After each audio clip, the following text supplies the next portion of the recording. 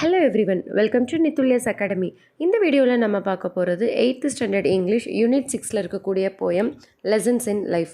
வீடியோக்குள்ளே போகிறதுக்கு முன்னாடி நம்மளோட சேனலை இப்போ தான் நீங்கள் ஃபர்ஸ்ட் டைம் பார்க்குறீங்கன்னா மறக்காமல் சேனலை சப்ஸ்கிரைப் பண்ணிக்கோங்க, உங்களோட ஃப்ரெண்ட்ஸ்க்கும் ஷேர் பண்ணுங்கள். வாங்க வீடியோக்குள்ளே போகலாம். ஸோ ஃபஸ்ட்டு நம்ம கிளாசரி பார்த்துடலாம். கைண்ட்னஸ் அப்படின்னா ஹம்பிள், ரொம்ப பணிவாக நடந்துக்கிறது கைண்ட்னஸ். ப்ளூம் அப்படிங்கிறது கம்மிங் டு, நம்ம இப்போ பூக்கள்லாம் மலருது இல்லையா, ஸோ அதெல்லாம் நம்ம ப்ளூம் அப்படின்னு சொல்லலாம். இல்லை நம்ம நம்மளோட லைஃப்பில் ஃபஸ்ட்டு இருந்ததை விட இப்போ கொஞ்சம் பெட்டராக இம்ப்ரூவ் ஆகிறோம் அப்படின்னா அது கூட நம்ம ப்ளூம் சொல்லிக்கலாம். டைனியஸ்ட் அப்படின்னா ஸ்மாலஸ்ட், ரொம்ப சின்ன அப்படின்னு அர்த்தம். ஃபர்காட்டன் அப்படின்னா அவுட் ஆஃப் மைண்ட், மறந்து போகிறது. டிசர்வ்ஸ் அப்படின்னா பி குவாலிஃபைடு ஃபார், அதுக்கு தகுதியான அப்படின்னு சொல்கிறது டிசர்வ்ஸ். இந்த போயம் ரொம்ப சிம்பிளான ஒரு போயம் தான், பட் கான்செப்ட் பார்த்திங்கன்னா ரொம்ப இன்டெப்த் கான்செப்ட் உள்ள ஒரு போயம் தான் லெசன்ஸ் இன் லைஃப். இது உங்களோட மெமரி போயமும் கூட.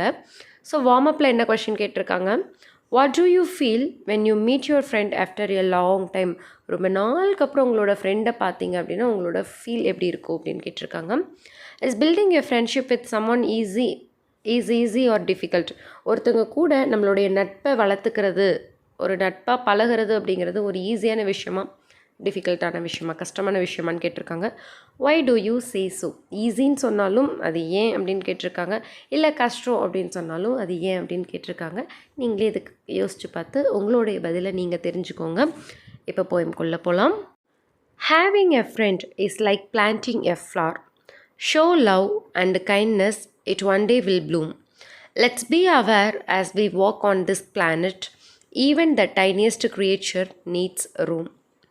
Having a friend is like planting a flower.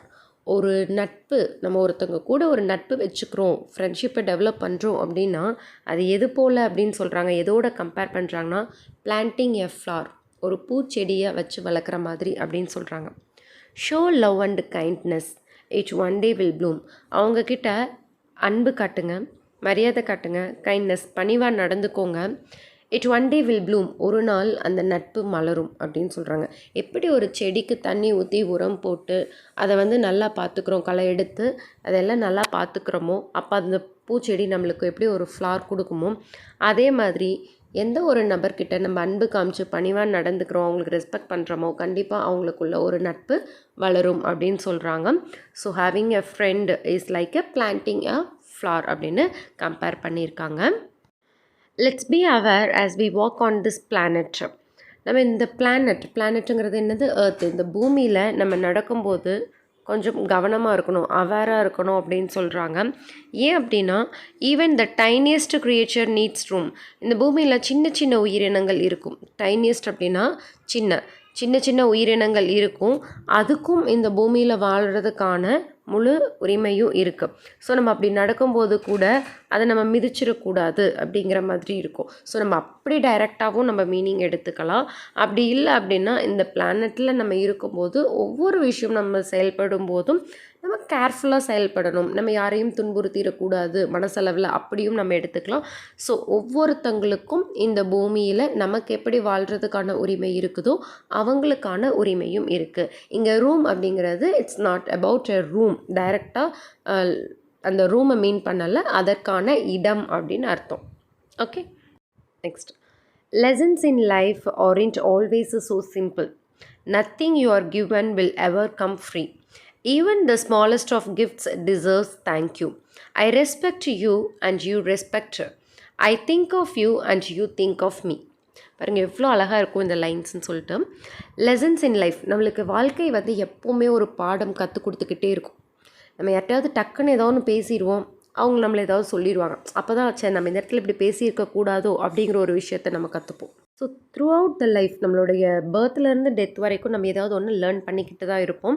So அந்த லைஃப் லெசன்ஸ் அப்படிங்கிறது எப்பயுமே ரொம்ப சிம்பிளாக அப்படிலாம் இருக்காது. Nothing you are given will ever come free. உனக்கு கிடைக்கக்கூடிய லைஃப்பில் உனக்கு கிடைக்கக்கூடிய எதுவுமே உனக்கு ஃப்ரீயாக வர்றது கிடையாது, எதுவுமே இலவசமாக கிடைக்கிறது கிடையாது. யூ ஆர் கிவன் அப்படின்னா உனக்கு கொடுக்கப்பட்டது எல்லாமே ஃப்ரீ கிடையாது. Even the smallest of gifts deserves thank you. உனக்கு சின்னதாக ஒரு விஷயம் கிடச்சிருந்தா கூட அதுக்கு நம்ம நன்றி செலுத்த கடன்பட்டிருக்கோம். நம்ம எழுதிட்டுருக்கோம், டக்குன்னு பென்னு தீந்துடுது, பெனில் இங்கு தீந்துடுது. அப்போ உடனே என்ன பண்ணுறோம், ஃப்ரெண்ட்ஸ் கிட்ட வாங்கி நம்ம எழுதுகிறோம் இல்லையா? அது கூட நம்ம தேங்க்ஸ் சொல்ல வேண்டிய உதவி தான். நம்ம அம்மா இருக்காங்க, நமக்கு சமைச்சு கொடுக்குறாங்க, இல்லை நம்மளுக்கு தண்ணி எடுத்து கொடுக்குறாங்க, ஏதாவது ஒன்று கேட்டோன்னே பண்ணுறாங்க, அதுவும் உதவி தான். நம்ம அம்மா தானே அப்படின்லாம் நம்ம இருக்கக்கூடாது. ஒவ்வொரு உதவிக்குமே நம்ம தேங்க்ஸ் சொல்லணும். அதுக்கான தகுதி இருக்குது. ஓகேவா? ஸோ எதுவுமே நம்மளுக்கு ஃப்ரீயாக கிடைக்கிறது கிடையாது. I respect you and you respect. நான் உனக்கு மரியாதை கொடுக்குறேன், அதே மாதிரி நீ எனக்கு மரியாதை கொடு. அதாவது நம்ம ஒருத்தவங்க கிட்ட பேசுகிறோம், நம்ம எந்த அளவுக்கு மரியாதை கொடுக்குறோமோ அந்த மரியாதையை நாம் எதிர்பார்ப்போம். அல்லது நம்ம எதிர்பார்க்குற மரியாதையை நாமளும் அடுத்தவங்களுக்கு கொடுக்கணும்.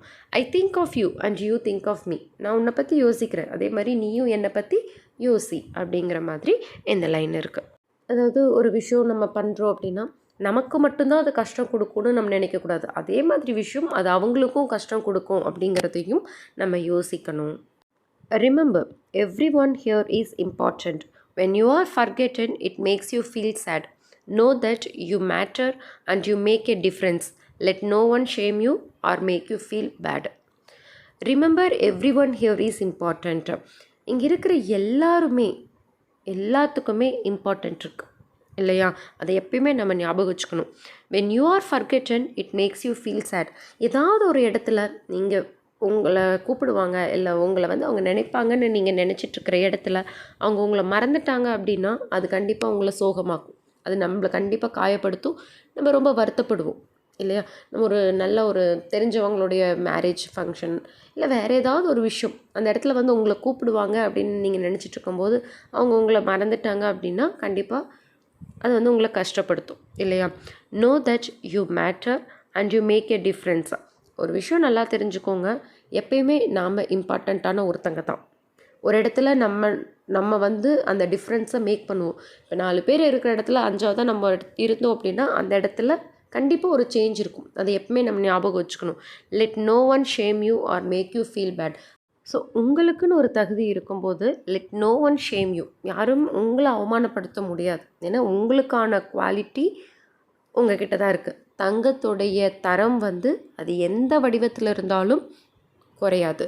அது மாதிரி உங்களுக்குன்னு ஒரு என்ன சொல்கிறது இம்பார்ட்டன்ஸ் இருக்கிற வரைக்கும் உங்களை யாராலையும் ஷேம் அசிங்கப்படுத்தவோ அவமானப்படுத்தவோ முடியாது. Make you feel bad. யாராலையும் உங்களை கவலைப்படுத்தவும் முடியாது. சிம்பிளாக சொல்லணுன்னா, நீ அவமானப்பட்டதாக ஃபீல் பண்ணுறதாகட்டும், இல்லை நீ சந்தோஷமாக இருக்கிறதோ, இல்லை நீ வருத்தப்படுறதோ, இது வேறு யாரோட கையிலையும் இல்லை, நம்மளோட கையில் தான் இருக்குது. Lessons in life aren't always so simple. Nothing you are given will ever come free. Even the smallest of gifts deserve thank you. I respect you and you respect. I think of you and you think of me. Again, the same stanza இங்கே repeat ஆகிருக்கு. So லைஃப்பில் கிடைக்கக்கூடிய எந்த ஒரு விஷயமும் நம்மளுக்கு சிம்பிளாக கிடைக்காது. எந்த ஒரு விஷயம் நம்மளுக்கு கிடைச்சதும் ஃப்ரீயாக கிடைக்கிறது கிடையாது. நமக்கு கிடைச்ச சின்ன சின்ன விஷயம் கூட நம்ம சொல்லக்கூடிய நன்றிக்கு தகுதியானது. நம்மளும் அடுத்தவங்களுக்கு மரியாதை கொடுக்கணும், அவங்களும் நமக்கு மரியாதை கொடுக்கணும். நம்மளை எப்படி ஒருத்தங்க நினைக்கணும் அல்லது நம்மளை எப்படி ஒருத்தங்க திங்க் பண்ணணும்னு நினைக்கிறோமோ அதே மாதிரி தான் அவங்களும் அப்படிங்கிறத நம்ம யோசிக்கணும். ஸோ நம்ம ஒரு பியூட்டிஃபுல்லான போயம் பார்த்தாச்சு. இதோட இந்த வீடியோ முடியுது. Will meet you with the next video. Until then it's by from Kausalya. Thank you.